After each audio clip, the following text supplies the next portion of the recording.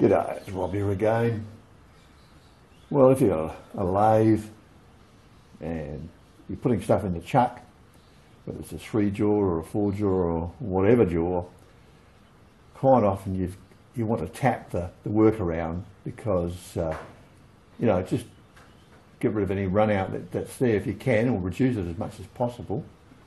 It could be that the workpiece is uneven, it might be a rough casting, or it could be that it's a little bit, out of round or something like that. So yeah, when you're moving it, where you need to tap it with something. And what I normally just tap it with is the chuck key, the end of the chuck key. I made this up years ago. It's an extended chuck key. Gets rid of all the problems with clearance against the headstock. You see, you've got good clearance, and you can spin it around like that as well. It's a super duper way to do it, and you can make it as long or as big as you want. And I've got these grips on for an extra grip, so it doesn't damage your hands or your fingers, and you can just use them like little hammers just to tap on the job. And yeah, it works okay, but it's a little bit bulky when the actual carriage is riding, although you've got good length on it, you see, so you can get in. It works pretty well actually, and overall it's no big deal, it works as good as you could want. Now if you use a conventional hammer, it might be so good, you haven't got that depth, so you're right up close to the job and you mightn't have enough clearance or whatever. So what I made up quite a while ago, I've never shown you this before, is a little hammer, little hand hammer. And this is a simple thing, it's just some home cast aluminium, and it's machined out up to about there, and that brass punch, well, I suppose you could call it, goes in up to there, and it's Loctited in. You can see there's a bit of red Loctite there, and I knurled it, so you can grip it there, and then it doesn't rub on your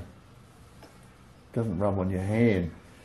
But I want to shorten it a bit. It's a bit too long. I think it really wants to be about this length, about where I don't think we need this bit on the end, so I'm going to get rid of that, take it off. So that's today's simple little project. Yeah, these are easy to make, and that's about the right weight. You can just tap stuff with it, Being brass, it can't hurt it. It's had a bit of a hit on the end there a few times, but yeah, handy little gadget, and you can make them up dead easy. So today we have to mount this in the 3-jaw without marking it, and we want to machine back that end and just curve it over. So we'll do that. Now to mount stuff in the chuck without marking it, the easiest way to do it is to use a bit of old belt sander material. The old sanding belts off of, it could be Linisher, or it could be off of your handheld belt sander. That's thick enough and tough enough that it will go around the job. So I don't want to damage the knurling on this. So it'll go around the knurling, and then the jaws will just grip on that. So I'm a bit cappy-handed, trying to keep out of the camera way here. So we can put the light on, that might get a better view. And that might help. So yeah, you can see how it goes, and that will avoid any damage on your job, particularly as in this case it's aluminium, so it's fairly soft, and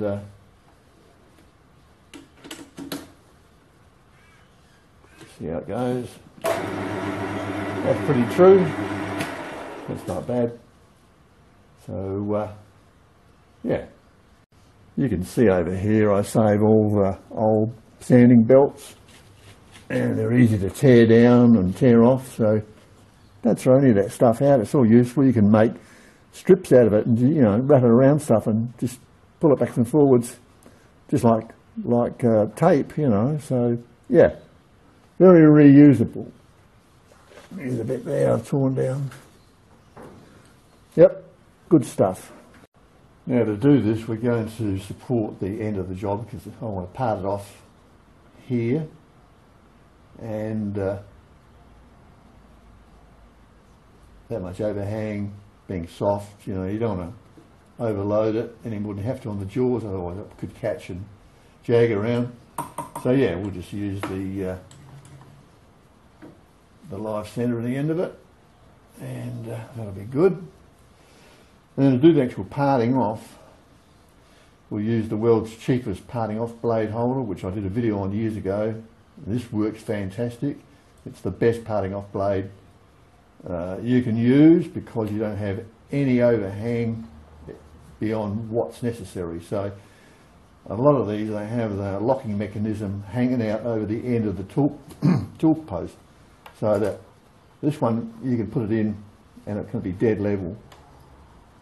But a lot of the others, you're out here somewhere because they have a locking arrangement on them. And of course, that puts extra leverage on your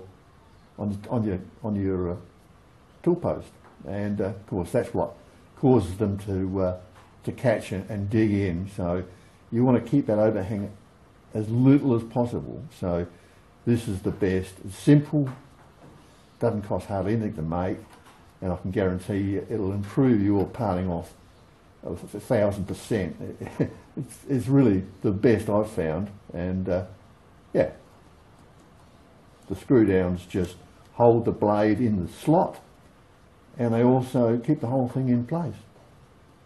I'll set it up and we'll do it. Now when you're parting off, set your lathe on its lowest speed.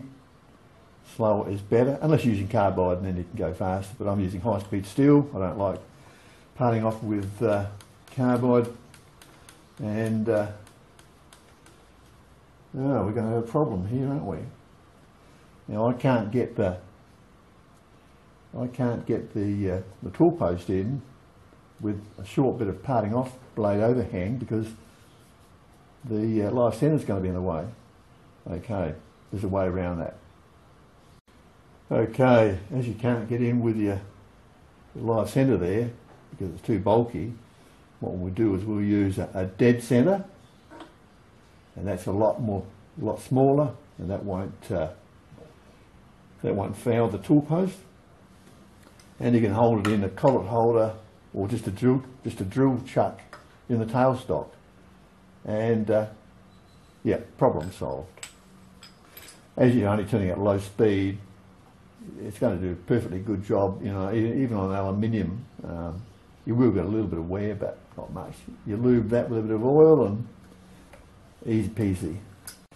So yeah, don't write off your dead centres. They're handy. In this case, you can see we're going to do it no problem at all, and that gets the whole thing well back from the job. You can go in with your tool post. Put a bit of oil in there.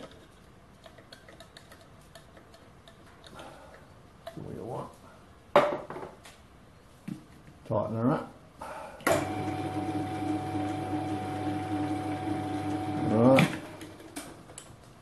Bring her in, and we'll part it off.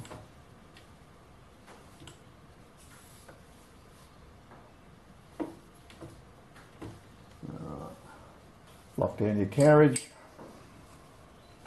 Put a bit of lube on. It's aluminium, otherwise you get galling. And we'll just do the job slowly.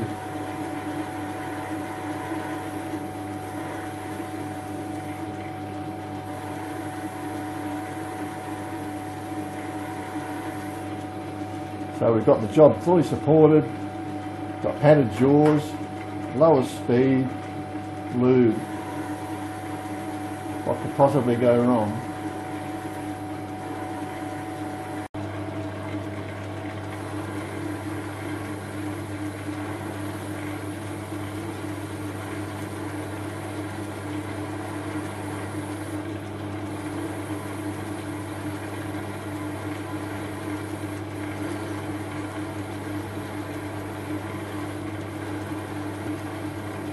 see that's parting off beautifully because you've got your overhang on the parting off blade as small as possible. You've also got your parting off blade above the top slide. If you use a quick change tool post, you're going to have your parting off blade out here somewhere. And that's putting additional flex on the whole setup, so the 4-way is really the strongest way to do it, least likely to flex. Any overhang anywhere is definitely bad news. You can see I've got the top slide wound right back as well. So we don't want any overhang.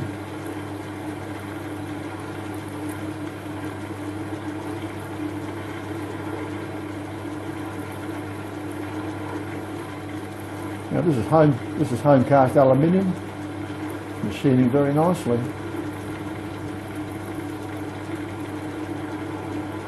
Just take your time when you do parting off.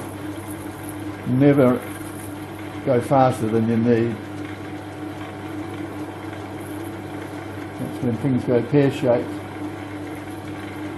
If it catches and digs in and stalls the job, it will twist in the jaws, particularly being a 3-jaw. The 3-jaw won't support as well as a 4-jaw, and it'll gouge your soft job and you have to rework it all. Right, here's our job. You can see it's totally unmarked. Perfect work. So now we'll round off the end. I reckon that'll be about right. That's about the length I want. So we'll put it back in and do the rest of the job. Now we're going to use that aluminium insert I got from Banggood, and that'll be good enough to do what we want to do. Okay, now we'll turn the top slide around so that we can come in on an angle.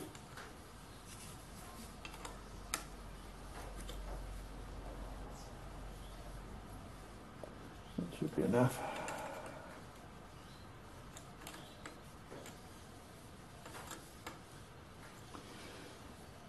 When you do these bolts up on the top slide, you don't have to go terribly hard because, you know, it's not necessary to over tighten them. I've seen people strip these out and break these little bolts because they just get too brutal with them, and totally unnecessary. I'm going to have to turn the tool around in the tool post. I've run out of travel, so we'll do that.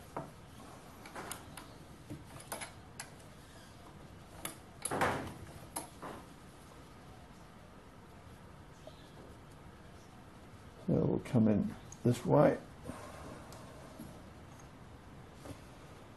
Being soft stuff, aluminium, a bit of overhang won't matter at all. So we'll give it a bit extra. That won't matter. If it was steel, we wouldn't do that. Well, not unless you absolutely had to, for clearance reasons. This will give us a bit more reach with the top slide.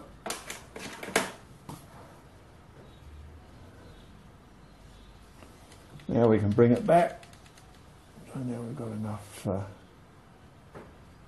do the job.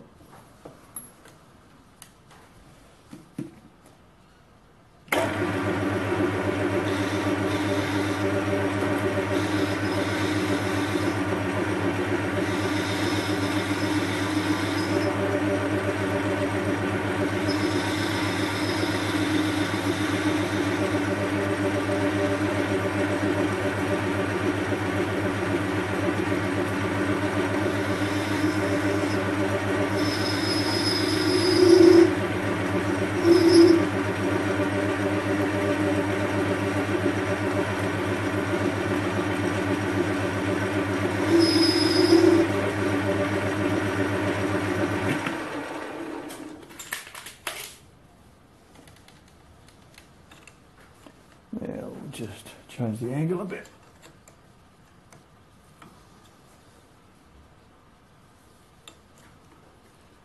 the way you just round the stuff off. Just by changing your angle, you'll work your way through it.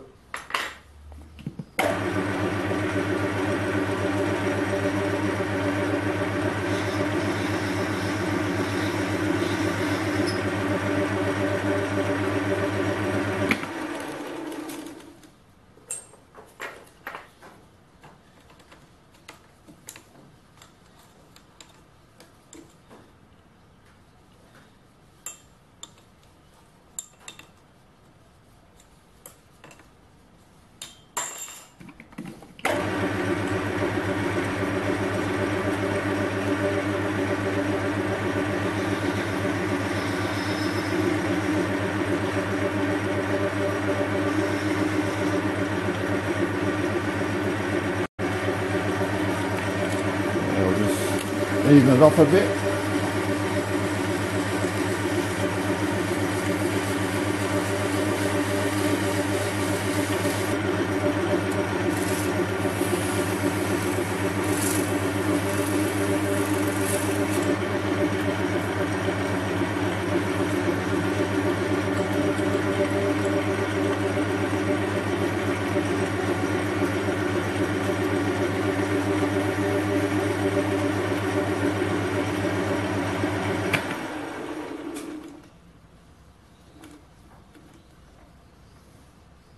Bit there on the end what's doing.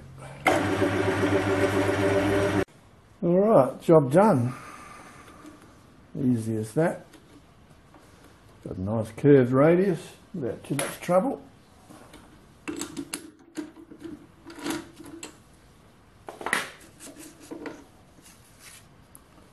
Whoops. Perfect job. That's how I want it. That's the right length now. So you can just, so that's pretty much perfect. So that's lengthwise. It's, yep, that's how it comes up. So there's a little project for you. You can make up one of these. If you can't do this, well, you should give the game away because this is a very, very simple project. You get to try out your knurling and yeah, good stuff. All right, that's it from me. Hope you got a few tips out of that. We'll see you next time. Cheers.